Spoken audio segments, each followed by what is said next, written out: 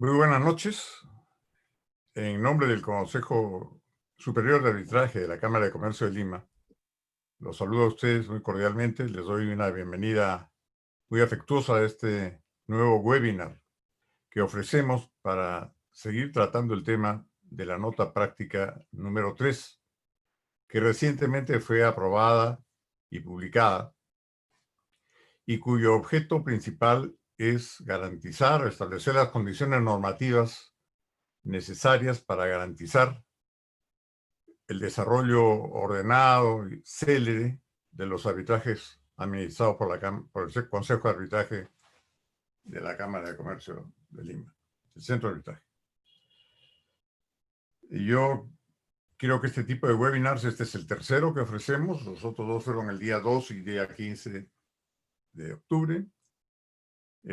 Nos proponemos desarrollar una tarea didáctica para que todos los árbitros y todos los actores que intervienen en el proceso arbitral, incluyendo, por cierto, nuestros secretarios arbitrales, estén al tanto del contenido y los alcances de la nota práctica, para que su aplicación sea también ordenada y previsible.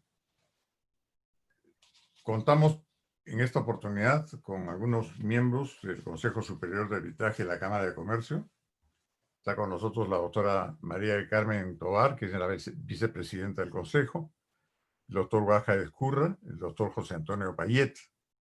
Y nos acompaña también la secretaria general del Centro de Arbitraje, la doctora Marianela Ventura, a quien le damos un agradecimiento muy especial porque ella nos está haciendo un espacio dentro de su licencia otorgada con motivo de su reciente maternidad. Y damos también la bienvenida a nuestros invitados, a quienes hemos seleccionado en función de su solvencia profesional, de su reconocida experiencia y el respeto que en el medio arbitral peruano se les tiene. Es el caso del doctor Cristian Conejero, que nos acompaña desde Chile, y el doctor Rolando Izaguirre, quien nos acompaña desde Lima. Bien, a todos ellos una bienvenida muy cordial con nuestro agradecimiento anticipado por su participación en este evento.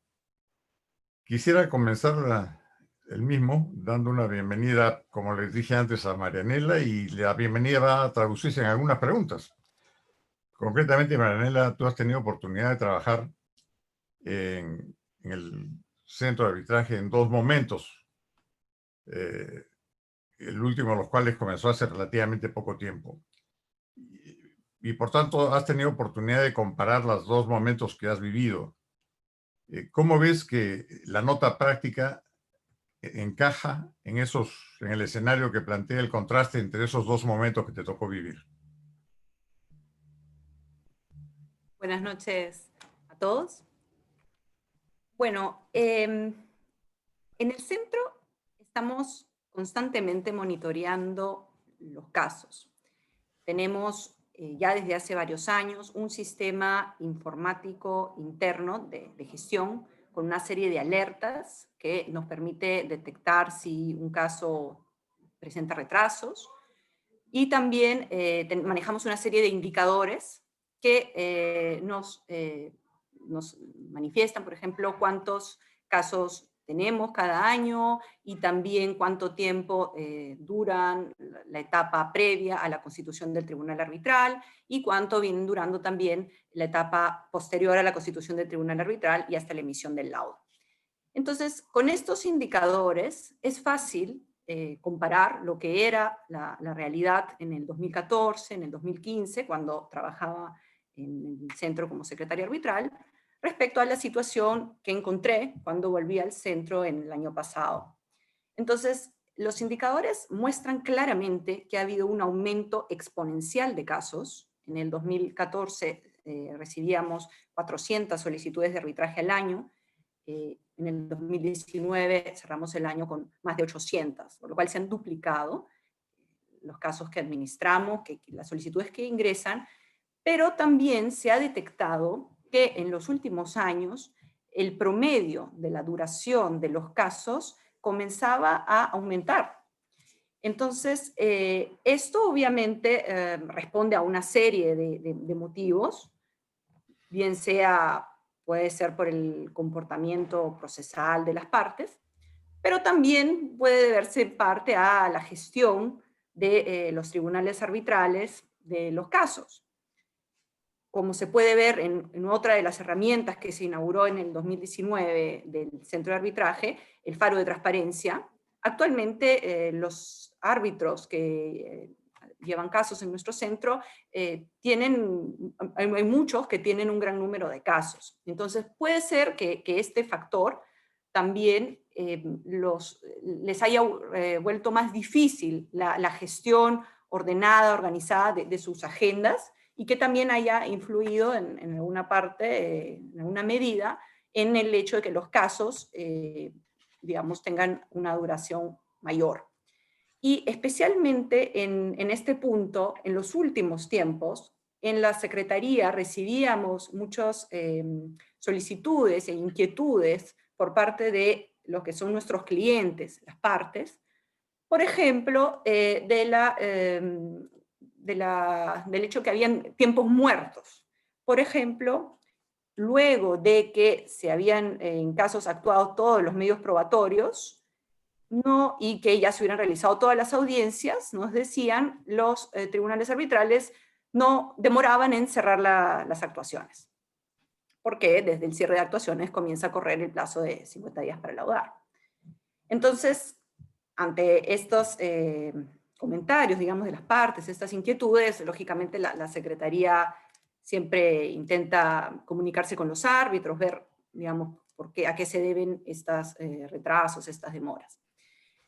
Pero digamos que con el ánimo justamente de evitar esto, de responder entonces a las inquietudes de nuestros usuarios, de promover, como siempre busca el centro hace muchos años, las mejores prácticas y en búsqueda de una mayor eficiencia, celeridad y también predictibilidad de los tiempos que van a durar los arbitrajes. Y también, ¿por qué no?, en búsqueda de innovar, porque siempre en el centro, y esto también nos lo impone un poco, el gran número de casos que administramos. Somos de las instituciones arbitrales en el mundo que administramos más casos. Entonces, todos estos factores de alguna forma nos obligan a estar buscando siempre la mayor eficiencia e inclusive no solo alineándonos a las que son las mejores prácticas internacionales, sino innovando en el modo de administrar los casos. Perfecto. Y dime, Marianela, ¿cómo encuentras que los árbitros han recibido esta nota práctica y cómo es que los secretarios están? Esta práctica fue emitida hace un mes. De la información que tengo, han sido fijadas las reglas de 15 casos arbitrales, posteriormente a la emisión, 15 casos con la nueva orden procesal de fijación de reglas que contiene el calendario procesal. Ha sido muy positiva la reacción por parte de los árbitros. Creo también esto gracias a los seminarios virtuales que ha venido realizando el Consejo, porque también ha venido explicando a los árbitros lo que se espera, lo que se busca. Y sé que la interacción, digamos, entre los tribunales arbitrales y los usuarios ha sido de dos tipos.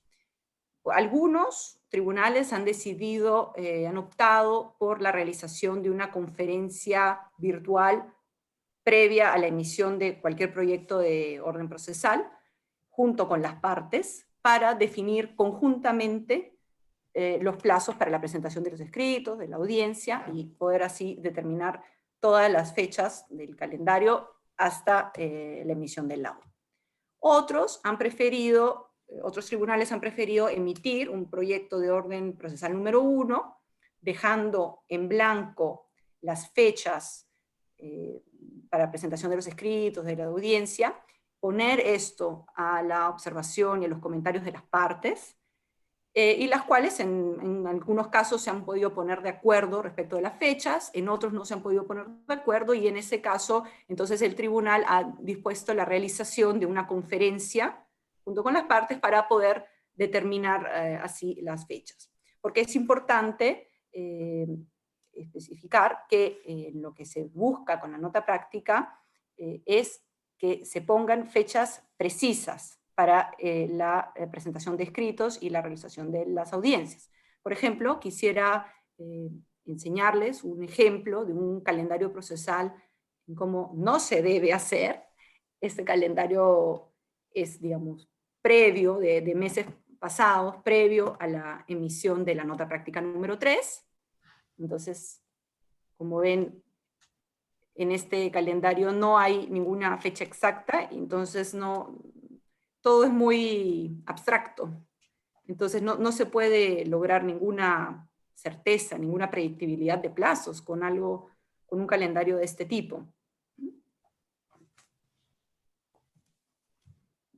Como vemos, en cambio, a continuación, les enseñaré un calendario procesal que ha sido emitido recientemente, en donde vemos que el tribunal ha logrado consensuar, también, en este caso específicamente lo logró consensuar también con las partes, las cuales también se han podido organizar, porque es importante destacar que el calendario, la creación, la aplicación de un calendario procesal, ayuda en realidad, en general, a que el arbitraje se lleve de buena fe. Las mismas partes se están poniendo de acuerdo respecto de fechas de las audiencias, se están organizando con tiempo.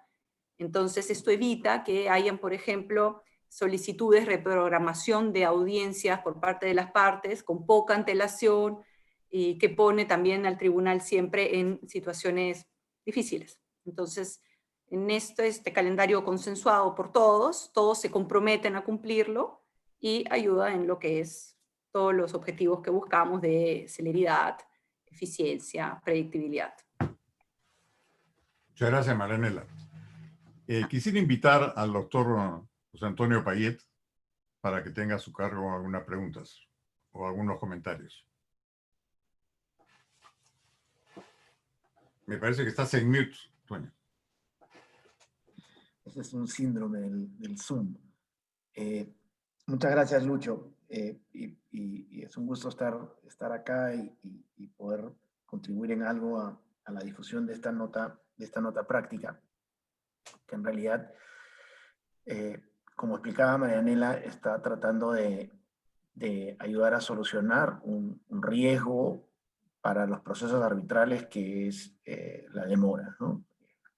El arbitraje es importante que las decisiones se tomen en un plazo razonable. Y digamos, como todas las cosas que uno hace para tratar de cambiar conductas, a veces pueden no ser tan fáciles en el comienzo, ¿no? Tenemos la suerte de tener en esta sesión al doctor Cristian Conejero, que es un destacado árbitro internacional, seguramente muchos del público lo conocen. Es miembro como árbitro internacional de la lista del Centro de Arbitraje de la Cámara de Comercio de Lima, y yo quería aprovechar de su experiencia en materia de arbitraje internacional, en otros centros de arbitraje, en otras instituciones, que tienen ya una práctica habitual de uso de calendarios procesales más generalizada, que nos cuente un poco de su experiencia con esto, ¿no? O sea, ¿para qué sirve el calendario? ¿Qué ventajas tiene? ¿Qué riesgos tiene? ¿Qué trampitas hay que evitar? ¿Y cuáles son digamos, los trucos, los hints para sacarle la mayor ventaja a un calendario procesal cuando uno integra un tribunal? Cristian. Muchas gracias, Toño, por la pregunta, y aprovecho también de transmitir mi agradecimiento al Centro de Arbitraje de la Cámara de Comercio de Lima por esta invitación, con la cual evidentemente me honran, y por la posibilidad de compartir con colegas y amigos a quienes conozco desde hace tiempo por mi incursión en el arbitraje en el Perú, tanto y fundamentalmente como árbitro, en algunas ocasiones también como abogado. Y parto por reconocer el carácter pionero, al menos, ¿no es cierto?, a nivel regional, que tiene la nota número 3, que se ha implementado por el centro, por CCL, que si bien sigue algunas iniciativas de otras latitudes y sobre todo de centro a nivel, ¿no es cierto?, con alcance mundial, sí tiene un elemento de originalidad en el contexto latinoamericano. Yo creo que es un muy buen ejemplo de que se pueden implementar mecanismos que tienden a dotar al arbitraje de mayor celeridad y eficiencia sin traicionar ninguno de sus principios básicos de asegurar debido proceso, igualdad de trato entre las partes, derecho a ser oído, bilateralidad de audiencia, etc. Y, por otro lado, sin tampoco exponer a los árbitros a que tengan que hacer algo que ponga en tela de juicio o implique sacrificar esos principios. Yo me atrevería a decir que incluso la nota número 3, con los plazos que pone y las eventuales sanciones, ya llegaremos a eso, lo que hace en realidad es un impulso o una motivación adicional para que los árbitros actuemos con celeridad, más que empezar a anticipar o anunciar posibles sanciones. Hay que mirarlo desde ese lado positivo. Ahora, contestando a tu pregunta, evidentemente, en el contexto de arbitrajes internacionales, el establecimiento de un calendario procesal ya se podría decir que constituye una suerte de práctica habitual en ciertos foros. A mí me ha tocado verlo con recurrencia en el ámbito de arbitraje ICC, en donde por lo demás está regulado en el nuevo reglamento, que debe establecerse luego de celebrar la conferencia sobre el manejo del procedimiento, el Procedural Management Conference, como le dicen, ¿no es cierto?, en inglés, y también en el contexto de otros centros arbitrales como PCA, la Corte Permanente de La Haya, la Corte de Arbitraje de Estocolmo, también ya se utiliza la posibilidad de establecer un calendario procesal ICSID en el contexto de arbitraje de inversión. Y yo diría que en términos muy sencillos, la gran utilidad que tiene el calendario procesal es doble. Por un lado, permite dotar de certidumbre a las partes y al procedimiento como tal en cuanto a cuáles hitos se van a desarrollar para la conducción y el desarrollo del arbitraje y dentro de qué plazos, de modo que las partes ya tienen lo que se podría llamar un mapa de ruta, ¿no es cierto?, una guía de ruta de cómo se va a ir llevando adelante el arbitraje, qué hitos se deben cumplir, cuándo y de cargo o impulso de quién son dichos hitos. Algunos serán de cargo de una parte, algunos de la otra, ciertos hitos son de cargo de ambas partes, y algunos, por cierto, van a ser de cargo del propio tribunal, ¿ya? Entonces, lo primero es eso, uno toma el calendario y eso inmediatamente permite mirar prospectivamente el desarrollo del arbitraje con certeza de qué hitos se van a producir y cuándo, y bajo la responsabilidad de quién.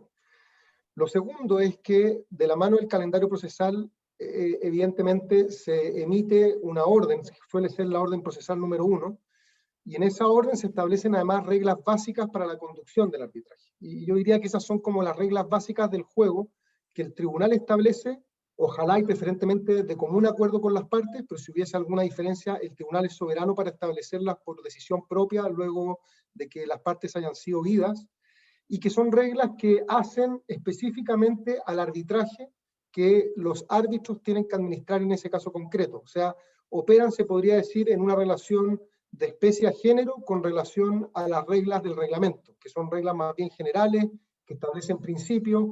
Desde luego el reglamento CCL es más avanzado en el detalle que otro reglamento, porque incluso llega a establecer plazos para la presentación de los memoriales de demanda, contestación, sin perjuicio de que las partes pueden desviarse de común acuerdo, o en su caso el tribunal, si considera que hay elementos fundados de esas reglas, pero en definitiva son reglas que se hacen a medida del traje que las partes buscan para el arbitraje que el tribunal arbitral está conduciendo.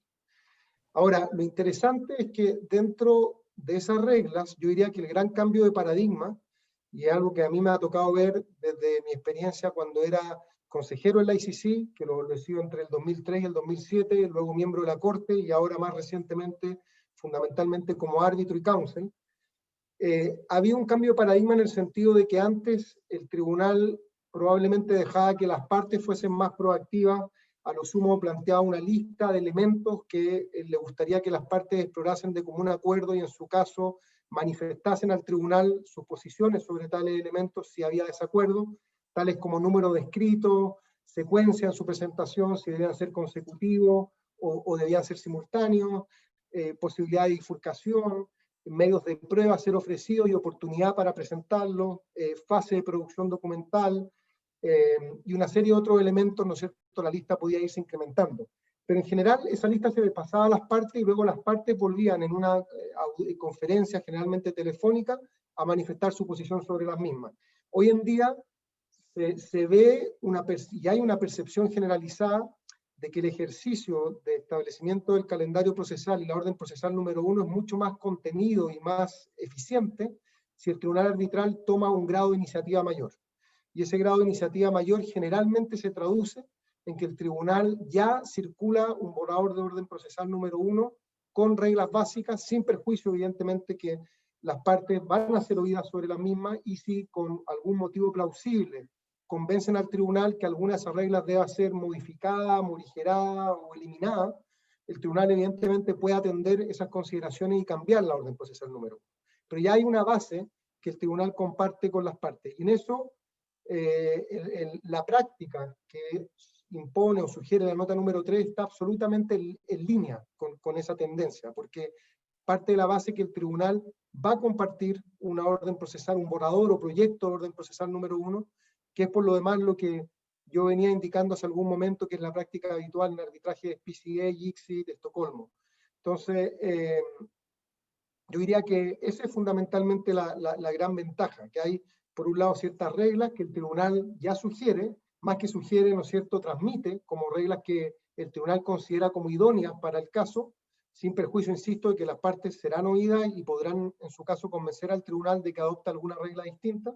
Y también hay un calendario procesal ya preestablecido, de nuevo sin perjuicio de que pueden haber modificaciones. Por ejemplo, puede ser que el tribunal parta de la estructura de presentación de escritos básica de nuestros sistemas procesales que suelen replicarse en el arbitraje, como es, ¿no es cierto?, escritos consecutivos o sucesivos de demanda, contestación, réplica, dúplica en su caso, y que se convenza que dadas las circunstancias peculiares o particulares de ese caso, se justifique más bien presentaciones simultáneas de escritos, un memorial de demanda y de reconvención al mismo tiempo, y luego un memorial de contestación y contestación reconvencional también en la misma oportunidad. Ese es el tipo de morigeraciones que se pueden introducir una vez que las partes sean oídos, pero ya hay un marco que se plantea por parte del tribunal. Ahora, tú me preguntabas antes, José Antonio, cuáles son las claves y cuáles son las recomendaciones sobre qué evitar.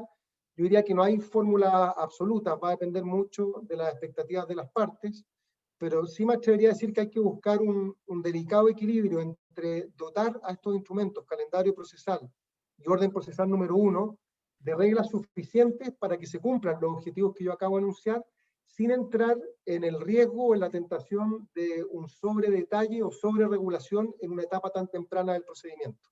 Porque es ahí en donde se pueden producir la mayor cantidad de diferencias entre las partes y trabarse, ¿no es cierto?, la emisión de la orden procesal número 1 por cuestiones que al final podían perfectamente ser resueltas en una etapa posterior o más avanzado en el arbitraje, sin generar ese tipo de disputas que al final el tribunal tiene que resolver y podría además implicar que el tribunal parta en mal pie con alguna de las partes por esta percepción de que no se le dio o no se le concedió ciertas cuestiones que eran relevantes. Entonces, yo diría que aquí, como dice el dicho en inglés, ¿no es cierto?, we'll cross that bridge when we come to it, ¿no es cierto? Vamos a cruzar el puente cuando nos corresponda hacerlo. Aquí es un poco lo mismo. Hay ciertas cuestiones, por ejemplo, sobre cómo rendir la prueba, sobre si hay o no, deberían haber o no inspecciones oculares, sobre si se debería hoy en día, en tiempos de COVID, realizar la audiencia por vía remota o por vía presencial.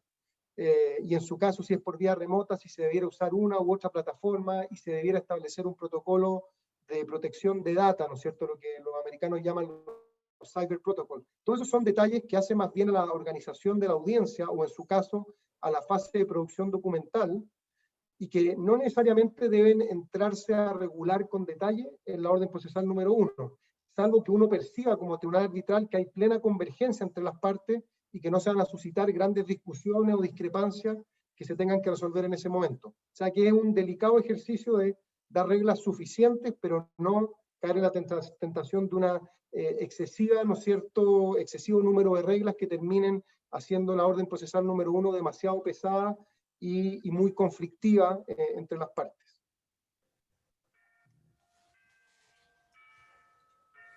José Antonio, no sé si quieres hacer alguna puntualización. Sí, muchas gracias. Creo que ha sido muy interesante la visión, digamos, práctica sobre el tema.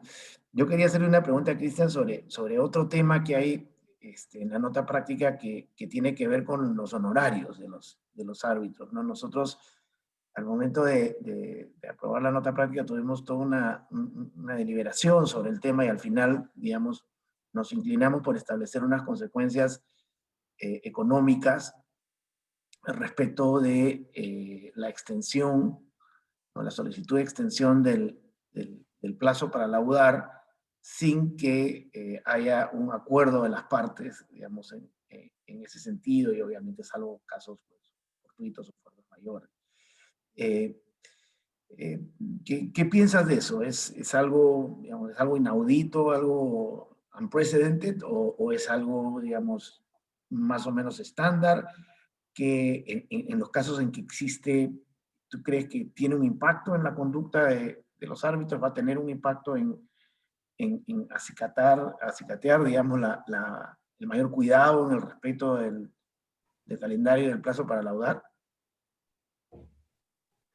Sí, es una pregunta interesante sobre un tema algo más espinudo, pero yo me atrevería a decir que no es algo absolutamente original, es una práctica que ya viene dada por algunas otras instituciones arbitrales. Yo era miembro de la Corte de la ICC por ahí por el 2017 o 2018, cuando se instauró la regla de reducción de los honorarios arbitrales en caso de que hubiesen demora injustificada en la emisión del proyecto de laudo. Hay que recordar que en el contexto de los arbitrajes ICC se tiene que enviar un proyecto de laudo para que sea aprobado por la Corte. Y se partió por concebir este mecanismo, digamos, de desincentivo a la tardanza en la emisión del laudo. A mí, más que hablar de sanción, yo creo que es un claro, ¿no es cierto?, desincentivo, o si se quiere poner en positivo, incentivo a que se proceda con celeridad en la emisión de los laudos, porque había una constatación empírica, que era que habían casos que se estaban demorando una enormidad, plazos que ya no eran tolerables, 14 meses desde la última actuación procesal, 1 año y medio, 10 meses para un caso relativamente sencillo.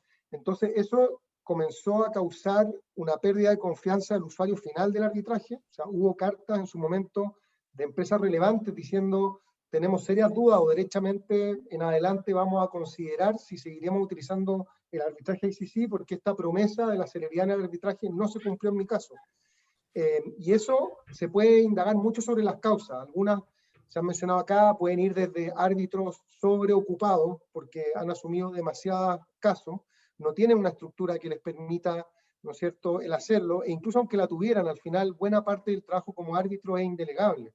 Entonces hay un número finito de casos en los que uno puede intervenir responsable y diligentemente como árbitro, pero lamentablemente ahí, claro, el criterio de diligencia y de disponibilidad uno pensaría que es objetivo, pero tiende en algunos casos a ser bastante subjetivo. Y si bien habían árbitros muy celosos en cómo consideraban su disponibilidad y rápidamente decían: mira, yo ya llevo 5 o 6 casos y en los próximos 12 meses no creo responsable el asumir o aceptar nuevas designaciones.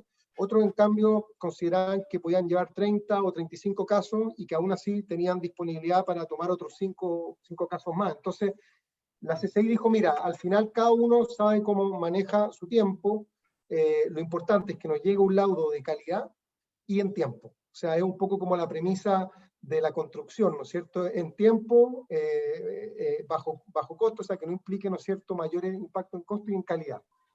Y se estableció este mecanismo de sanción o desincentivo, como decía antes, que implicaba la reducción de honorarios arbitrales, que al principio fue muy resistido. O sea, yo me acuerdo los primeros casos en los que se redujeron honorarios, llegaron unas cartas incendiarias de vuelta de los tribunales arbitrales dirigidas al presidente de la Corte, al secretario general, a los miembros del Consejo, a miembros de la Corte, protestando que esto era casi una afrenta, ¿no es cierto?, un acto de injuria a los árbitros, y que de alguna manera los ponían a correr desmedidamente, comprometiendo de alguna manera el principios básicos del arbitraje y la calidad del laudo arbitral.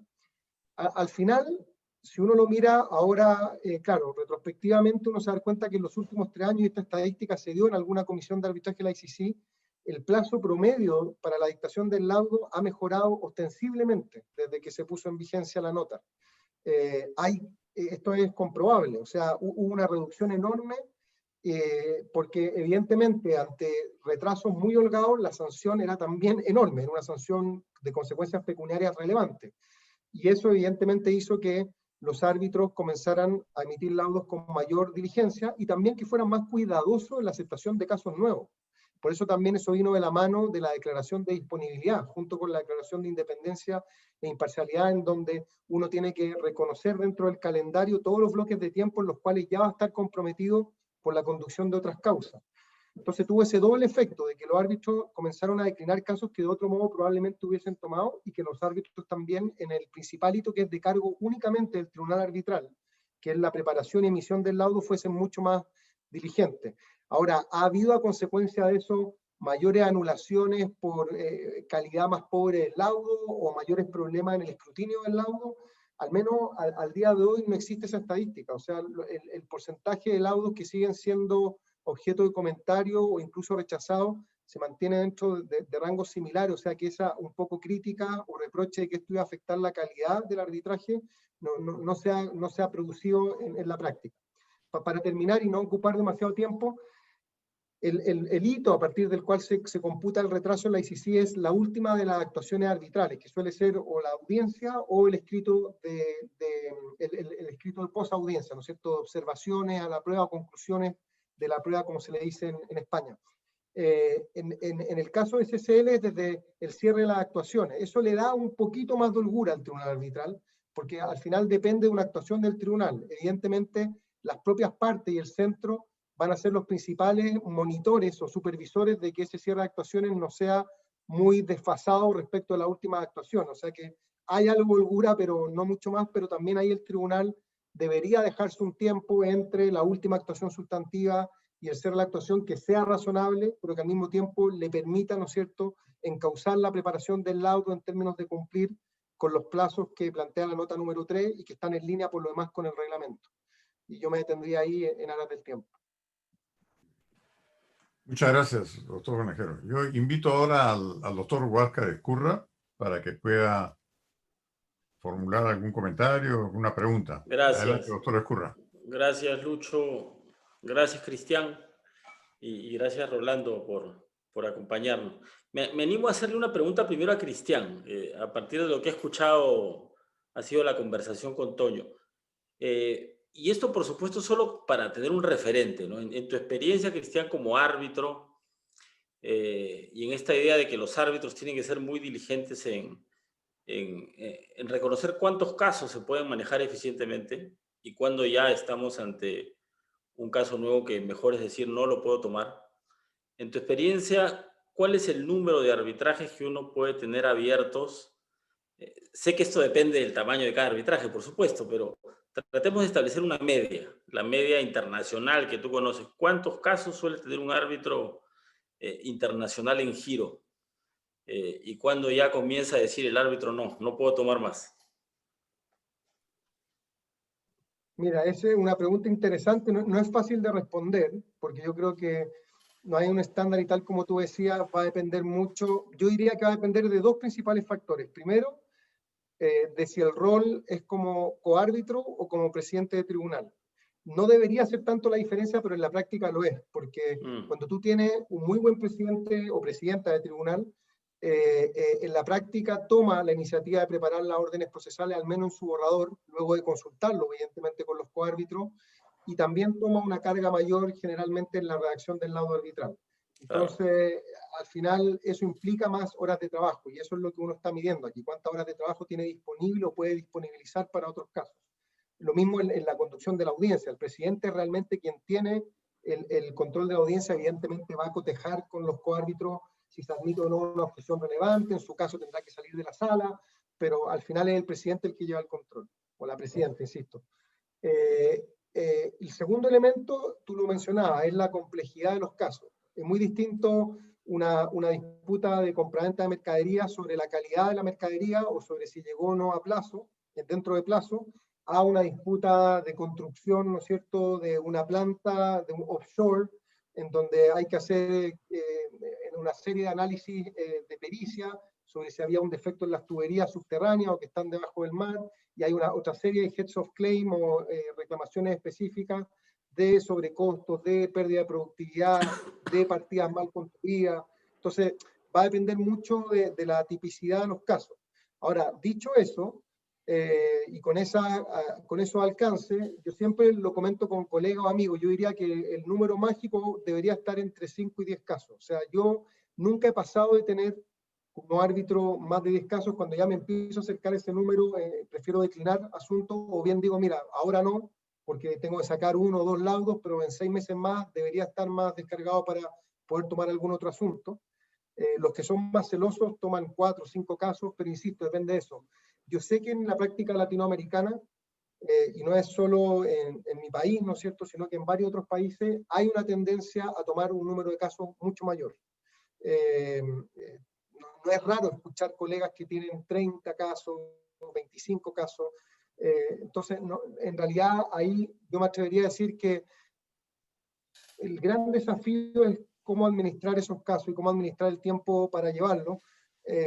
Si son casos relativamente sencillos, insisto, puede ser, y si es una persona que se dedica solo a ser árbitro también, eso evidentemente es una diferencia respecto de aquel que combina funciones como árbitro y como practicante, ¿no es cierto?, en el ejercicio liberal de la profesión. Por eso que no me atrevo a trazar líneas absolutas, pero sí, si me das la pregunta como si estuviéramos conversando en un living, en el living de tu casa en confianza, yo te diría, mira, cuando hablo con amigos o con gente de confianza en el mundo de arbitraje internacional, me dicen 5, 7, 10. Más que eso, ya me da la impresión que se pone todo muy cuesta arriba. Y en esa idea, Cristian, tener calendario procesal en los casos que ya tienes asumidos, ¿no es acaso que te facilita la tarea de definir cuán ocupado estás en tu agenda ya establecida y cuántos casos nuevos puedes tomar? Totalmente. O sea, ese es un punto clave. Por eso que decía al principio, el calendario procesal te permite mirar prospectivamente cómo va a ser tu futuro. Entonces, claro, Exacto. si uno tiene 8 o 10 casos, ya puede ir poniendo los bloques de tiempo en los que ya está comprometido por audiencia o en los que ya sabe que se va a presentar un memorial de demanda y por lo tanto debería reservar algunos días o por lo menos, ¿no es cierto?, un tiempo después de esa presentación para poder revisarlo. Un tiempo antes de la audiencia y un tiempo después de la audiencia para prepararla primero y luego en su caso para deliberar con el tribunal, que es una práctica muy habitual que yo recomiendo siempre vivamente porque eso permite adelantar toda la fase de deliberaciones y discutir sobre el caso cuando uno tiene la prueba fresca, ¿no es cierto?, en la cabeza apenas se acaba de presentar en audiencia. Y por lo tanto sí, es mucho más fácil poder planificarse y ver hasta qué punto realmente uno puede responsablemente asumir nuevas designaciones y también ver el momento en que esa carga de trabajo empieza a declinar y por lo tanto, ¿no es cierto?, uno puede embarcarse en nuevos proyectos. Exacto, excelente. Muchísimas gracias, Cristian. Ahora voy a saltar a Perú, al arbitraje doméstico. Voy a conversar con Rolando. No exagero en decir que Rolando es uno de los árbitros locales más destacados y por eso la importancia de hoy día tener la oportunidad de recibir tu visión sobre esta nota, Rolando. Y lo que me gustaría preguntarte primero es sobre cuál prevés tú que va a ser el impacto del calendario procesal en la administración de los arbitrajes locales. ¿Crees que va a haber un impacto? ¿Crees que este impacto va a ser sustantivo? ¿Y crees que este impacto va a ser positivo? ¿Cuáles son tus impresiones? ¿Cuál es tu pronóstico, digamos? Bueno, en primer lugar, muchas gracias por la invitación y gracias por la pregunta, Huáscar. Y yo creo que va a ser positivo porque, digamos, uno de los grandes problemas que se presenta en los arbitrajes es el programar las actuaciones con posterioridad a los actos postulatorios. Y coincidir agendas, no solamente de los miembros del tribunal, sino también de los abogados de las partes y los representantes de las partes es complicado, y muchas veces eso da lugar a una proliferación de reprogramaciones. Y la reprogramación no es tan fácil. Es más fácil programar, si tenemos en cuenta que los actos postulatorios en principio son 20 días hábiles más 20 días hábiles, es decir, que somos más o menos, son 3 meses, mes y medio, son 3 meses, entonces tenemos un horizonte para proyectar un cronograma con las actuaciones, sobre todo de pruebas, que nos permitan cierta reserva de la agenda, ¿no? El problema fundamental son las reprogramaciones, y hay una cierta tendencia en el sector público a soler reprogramar los calendarios ya incluso aceptados. Y algunas situaciones se presentan en función de cómo se va programando la propia defensa.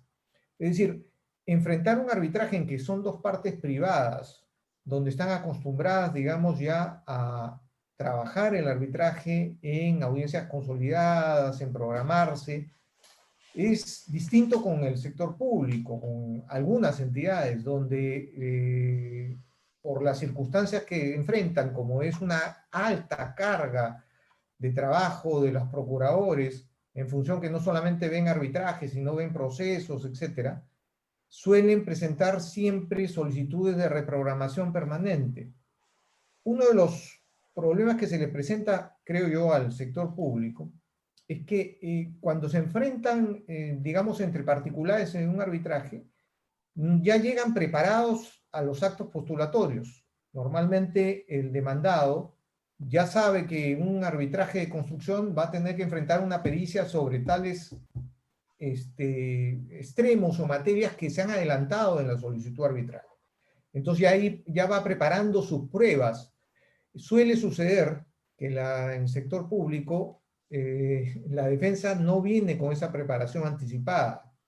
Entonces requieren y formulan peticiones a los tribunales de mayor tiempo para poder solicitar y formar las pericias, contratar a los peritos que no contrataron en su debida oportunidad, y entonces suele suceder que se presentan esos inconvenientes para tener un cronograma fijo en este tipo de arbitrajes. Pero sin embargo creo que es un incentivo para que las partes de común acuerdo puedan anticiparse a estos problemas, ¿no? Sobre este punto, Rolando, que es clave, ¿cómo esto va a impactar en los arbitrajes en los que tenemos al Estado como parte? Efectivamente, tú nos has explicado que en la dinámica actual, digamos, la dinámica anterior a tener la obligación de hacer un calendario procesal, hay retrasos permanentes, casi sistemáticos por parte del Estado, ¿no? Ya sea en la presentación de la pericia o en la presentación de escritos posteriores a las fechas establecidas. Eso es como que una dinámica muy frecuente. Ahora, ¿tú prevés que es posible acordar un calendario procesal en arbitrajes donde una de las partes es el Estado? ¿Prevés que eso va a ser viable y que va a contribuir a manejar mejor justamente estos problemas, o al contrario?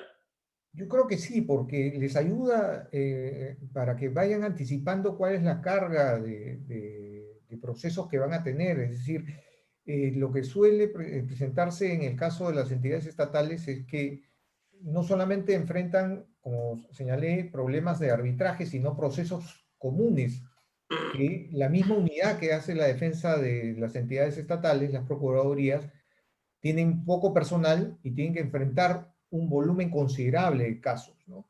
La manera en que les ayuda la herramienta es, sin ser, digamos, un corsé, porque el tribunal tiene la potestad de modificarlo en causas justificadas.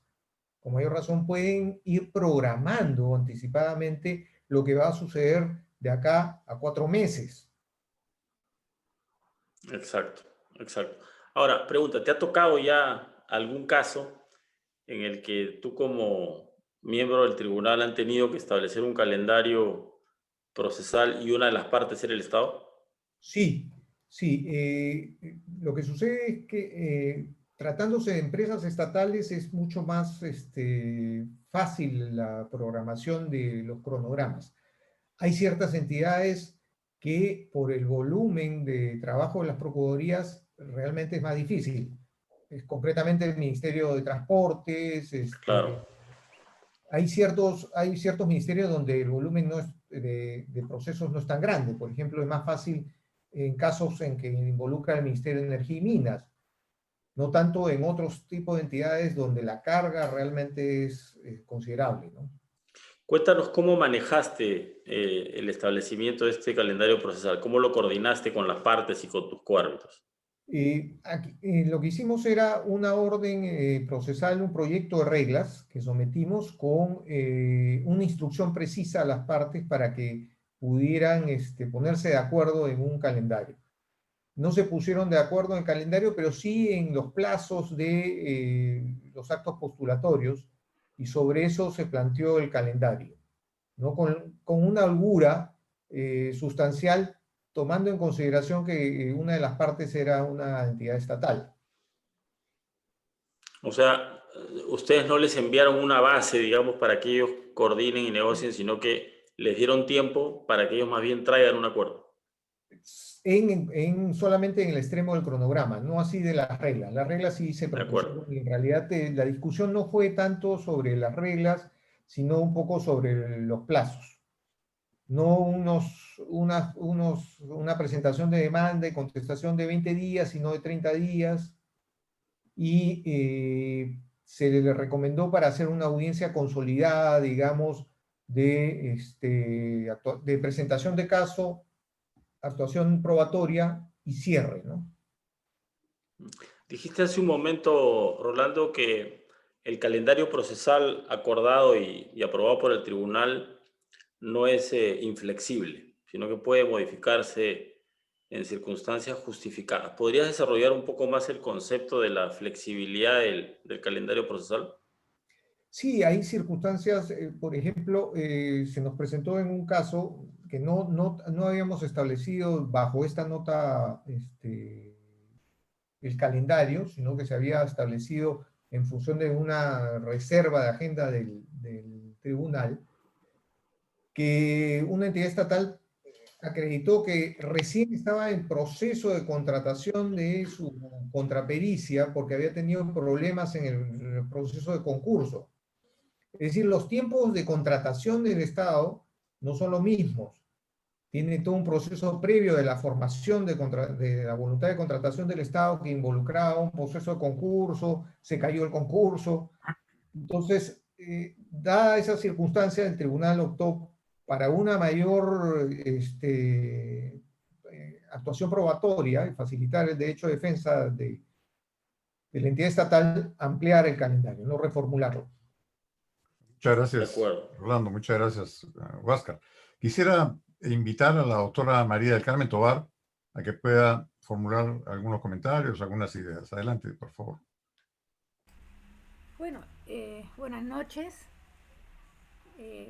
La verdad es que todo lo que he escuchado hasta ahora ha sido sumamente interesante, y creo que el comentario que me trae a hacer es, sabiendo que quienes están conectados son los árbitros que están en nuestra lista, y los árbitros que van a tener que administrar esta nota práctica, llamar la atención en la importancia que tiene que sean ellos los docentes los que van a realmente a enseñarle a las partes, y creo que Rolando nos ha dado una buena muestra de esto, de enseñarle a las partes a utilizarlo, ¿no?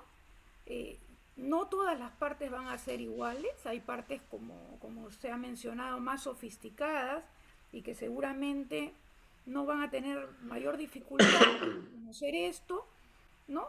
Pero van a encontrar partes que son bastante menos sofisticadas o con muchas labores recargadas, ¿no? Y creo que en ese caso hay también una labor que el Consejo realmente siente que le encomienda a los árbitros que están relacionados con el centro, una labor de realmente poner en práctica la nota de modo que tenga éxito, ¿no? Yo creo que el éxito nos lo van a permitir tener los árbitros que manejen estas notas y por supuesto los abogados, todos deben de colaborar, pero en este caso a través del centro es a través de los árbitros que tenemos que lograr implementar esto y que ellos nos permitan convertirlo en algo que sea un éxito, ¿no? Entonces creo que eso es lo que me gustaría, lo que me gusta poder decirles, ¿no? Y señalarle pues el compromiso que sentimos con ustedes los árbitros de que nos ayuden a que esto salga adelante, ¿no? Y eso sería lo que quisiera, lo que me parece apropiado comentar en este momento.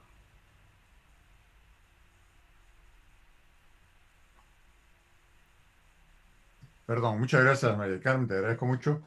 Quisiera también invitar al doctor Gonzalo García Calderón, que nos está acompañando, para que a su vez pueda formular algunos comentarios. Adelante, por favor, doctor García Calderón. Muchas gracias, presidente. Felicitar a Cristian y a Rolando por las explicaciones y su experiencia práctica en el tema. Y sobre ello quisiera comentar o hacer un par de preguntas. Una a Cristian. La primera es respecto a su experiencia con relación al acta de emisión que se debe realizar en la CCI. Finalmente, el éxito del acta de emisión depende sin duda, como se ha señalado por ustedes, tanto de los abogados de las partes como de la buena fe de las partes. Y dentro de tu experiencia, no sé si el acta de emisión se puede modificar, cuántas veces se puede modificar, y trasladando esto al calendario procesal, tratar que esta flexibilidad no sea tampoco una flexibilidad de tal manera que el calendario procesal no sirva para tener una claridad respecto a los plazos. Es decir, yo entiendo y estoy de acuerdo en la flexibilidad, sin duda, del calendario procesal, pero esta flexibilidad tampoco puede ser, ¿no es cierto?, un elástico que se vaya modificando permanentemente. ¿Cuál será el límite? ¿Cuál es tu experiencia? ¿Cuál es el punto de inflexión? Porque como se ha comentado, sobre todo en la realidad peruana, con los casos de participación del Estado, algunas veces ofrecen una prueba, pero está programada la pericia para una fecha, pero no se ha llevado a cabo porque no se ha logrado contratar al perito o está en proceso de llevar adelante la presentación de la misma, etcétera, mil problemas que sin duda llevan a que por un tema lógico, como tú has comentado, Cristian, de contradicción, de audiencia, de bilateralidad, se postergue esas fechas inicialmente programadas. ¿Cuál es el límite? ¿Cuál es el número de veces que podemos aceptar esta flexibilidad de cambio de fechas? Y respecto a lo que ha señalado Rolando, que con la experiencia de los casos que se ventilan en el Perú, ¿qué crees tú, Rolando, con relación a aquellas, que de alguna manera lo ha mencionado también María del Carmen, aquellas partes que están en realidad a la caza o a la espera de lo que diga la otra parte para contraprobar? Es decir, la otra parte ha ofrecido testigos, entonces yo también voy a ofrecer testigos, y como el arbitraje permite todo, es una prueba extemporánea, pero mi derecho de defensa no me lo pueden trastocar, y entonces ofrecen un testigo u ofrecen una prueba con posterioridad al calendario que ya había sido cerrado en su oportunidad. Básicamente, yo estoy totalmente de acuerdo que hay que ordenar el proceso arbitral, volver a los orígenes de la celeridad, darle la importancia que se merece unas actuaciones arbitrales diferenciadas de las actuaciones judiciales ordinarias, y en esa tendencia va la Cámara y va el arbitraje moderno en nuestro país, lo cual hay que alegrarse de ello. En consecuencia, les pediría, no sé si tienen a bien poder contestarme este par de preguntas. Gracias. ¿Quién quisiera dar respuesta a las preguntas del doctor García Calderón, por favor? Sí, muchas gracias, Gonzalo, por la pregunta. Es una consideración también de mucho interés. ¿Hasta qué punto podemos, ¿no es cierto?, basarnos en la flexibilidad del calendario para modificarlo sucesivamente, sobre todo cuando hay consideraciones de presentación de la prueba, debido proceso, etcétera? A ver, partiendo por el origen de tu pregunta, el acta de emisión en el contexto de los arbitrajes ICC lo que busca sobre todo es dejar constancia de las posiciones y pretensiones de las partes. Todo lo que toca a los hitos procesales de presentación de demanda, contestación, el modo en que se va a rendir la prueba, si va a haber o no desarrollo de audiencia, que es propio del calendario procesal, se suele hacer en el marco de la emisión de la orden procesal número 1, que es exactamente lo que sugiere la nota número 3 del Centro de Arbitraje de la Cámara de Comercio de Lima. Entonces, el acta de emisión en realidad es un instrumento adicional que lo que busca es establecer un momento dentro del arbitraje en que las partes, a partir del cual las partes ya no serán libres o soberanas de presentar nuevas demandas. Es una cortapisa temporal al momento en que las partes pueden seguir introduciendo nuevas demandas o reconvenciones. A partir de que se firme el acta de emisión, queda fijada, se le saca una foto a las pretensiones de ambas partes, y después de ese momento, si una parte quiere promover una nueva demanda o una nueva reconvención, solo lo puede hacer por motivo justificado y en la medida que el tribunal así lo autorice. Entonces, el acta de emisión sí tiene la gran virtud de que, como se establece, o al menos las buenas prácticas sugieren que se establezca junto con el calendario procesal, para esa altura el tribunal arbitral ya sabe cuál es digamos, el marco de la disputa, cuáles son las demandas y las reconvenciones que va a tener que zanjar o resolver. Y por lo mismo puede adoptar ciertos mecanismos en el calendario procesal, como eventualmente optar o instar por una bifurcación del procedimiento para resolver ciertas pretensiones en un laudo parcial, dejando otras para un laudo final, por ejemplo, jurisdicción y fondo, o responsabilidad y daños. Son casos típicos, ¿no es cierto?, de bifurcación de procedimiento. Y eso quizá en el contexto de reglamentos como CCL no necesariamente va a haber una plena simetría, porque puede ser que con motivo del memorial de contestación se introduzca una reconvención que no había sido anunciada antes y que sugiera, por ejemplo, establecer una regla de bifurcación. Si ese fuera el caso, ahí hay un caso típico, ¿no es cierto?, en que podría considerarse una modificación o una desviación del calendario procesal originalmente pactado, ¿ya? Ahora, evidentemente, una buena práctica, más allá de que haya o no haya acta de emisión, es que el tribunal arbitral trate de indagar un poco si las partes tienen en ese momento pensado plantear una reconvención, hasta qué punto, ¿no es cierto?, puede indagar de qué tipo sería, etcétera, para que luego el calendario no tenga que ser modificado, que el tribunal no sea pillado por sorpresa. Eso es lo primero. Lo segundo, yendo a la segunda parte de tu pregunta, que era, bueno, ¿qué pasa si se invoca, si se pactó un plazo para la presentación de una cierta prueba o la oportunidad para presentarla, y llegado ese momento la parte que tenía la carga de hacerlo invoca alguna circunstancia que justifique una modificación del calendario? Yo diría que ahí no hay regla absoluta. Evidentemente la circunstancia tiene que ser plausible. No puede ser que simplemente se descanse en que no se trabajó con la suficiente diligencia para cumplir ese plazo.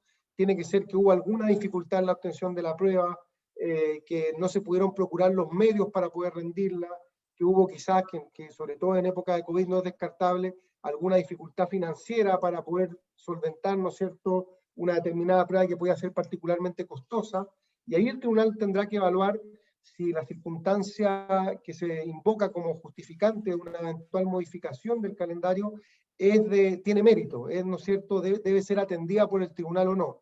Esa yo te diría que es la situación de las situaciones más delicadas para el tribunal arbitral, porque al final ahí hay un delicado juego de decir, mira, si impongo el calendario con todo su rigor y digo, miren señor, su circunstancia no es excusable, por lo tanto perdió la oportunidad, precluyó procesalmente su oportunidad de presentar la prueba y yo sigo adelante con el arbitraje, probablemente va a enfrentar alguna alegación que lo va a acompañar durante el resto del proceso, de que se violó el debido proceso, el derecho a ser oído, el derecho a presentar el caso. Por contrapartida, si es muy blando y permite una modificación del calendario sin que realmente le asista una circunstancia que así lo justifique, también se pierde el valor del calendario. Entonces, tiene que haber un motivo plausible. Si no hay un motivo plausible, el tribunal simplemente por temor a que una parte el día de mañana lo acuse de violación de debido proceso, cuando esa violación no está sustentada, al final lo que va a hacer es contaminar el arbitraje y permitir que de la otra parte o de esa misma parte vengan otras alegaciones similares que lo que van a terminar por hacer es socavar absolutamente los hitos que se han pactado en el calendario procesal. Muy bien. Muchas gracias. No sé si hay alguna persona que quiera hacer algún comentario final, porque estamos ya con el tiempo vencido, pero si hay alguien que quiera formular alguna idea, encantado. Bueno, pues nada más. Entonces yo quisiera agradecer muchísimo a todos quienes han participado esta noche en este webinar. Quiero agradecer especialmente a la doctora María del Carmen Tovar, vicepresidenta del Consejo Superior, al doctor Huáscar Ezcurra, al doctor José Antonio Payet, al doctor Gonzalo García Calderón y a la doctora Marianela Ventura. Y un agradecimiento muy especial a nuestros invitados que nos han honrado con su presencia y nos han enriquecido con sus ideas y su participación. El doctor Cristian Conejero y el doctor Rolando Izaguirre. Muchas gracias. Esperamos tener el gusto y la oportunidad de contar nuevamente con su compañía y su colaboración y con todos los demás asistentes virtuales a este webinar. Nos despedimos, les agradecemos su participación virtual y esperamos estar en contacto nuevamente con ustedes muy pronto. Muchas gracias. Muchas gracias. Muchas Adiós. gracias. Gracias. Un gusto. Luego, gracias.